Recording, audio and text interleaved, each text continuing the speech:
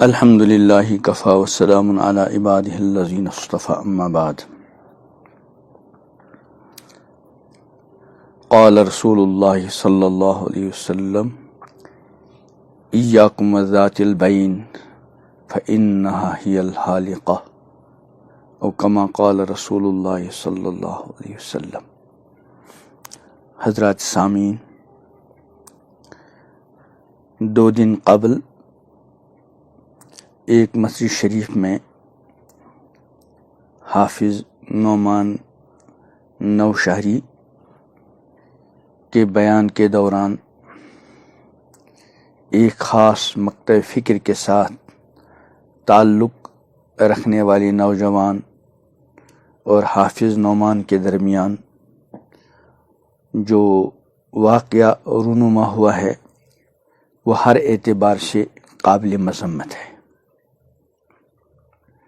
اس واقعے میں اس نوجوان کی طرف سے اکابر کی شان میں گستاخی بھی قابل مذمت ہے، اور اس کے رد عمل میں حافظ نعمان نوشہری کا اس جوان کے چہرے پہ چپت مارنا اور بھی زیادہ قابل مذمت ہے۔ ایک اس وجہ سے کہ اس کی طرف سے اکابر کی شان میں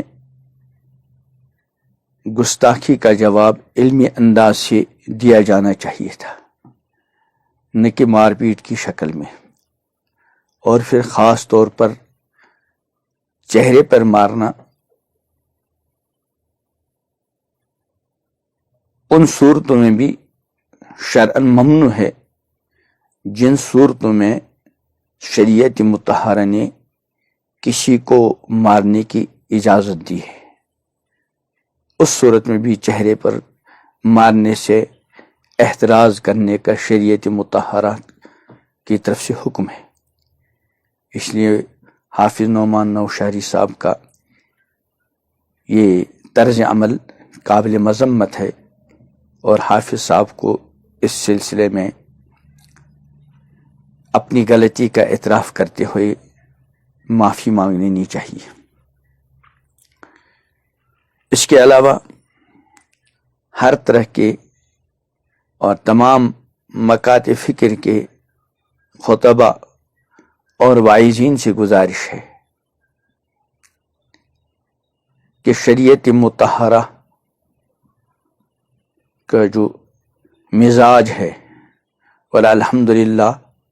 ثم الحمدللہ کشمیر کے عوام و خواص کا بھی وہی مزاج ہے کہ کسی بھی مکتب فکر سے تعلق رکھنے والے علماء اور مشائخ کی شان میں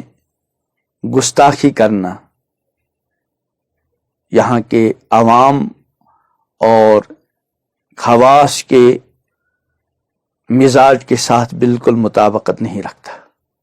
شریعت کا بھی وہی مزاج ہے، اور الحمدللہ ثم الحمدللہ یہاں کے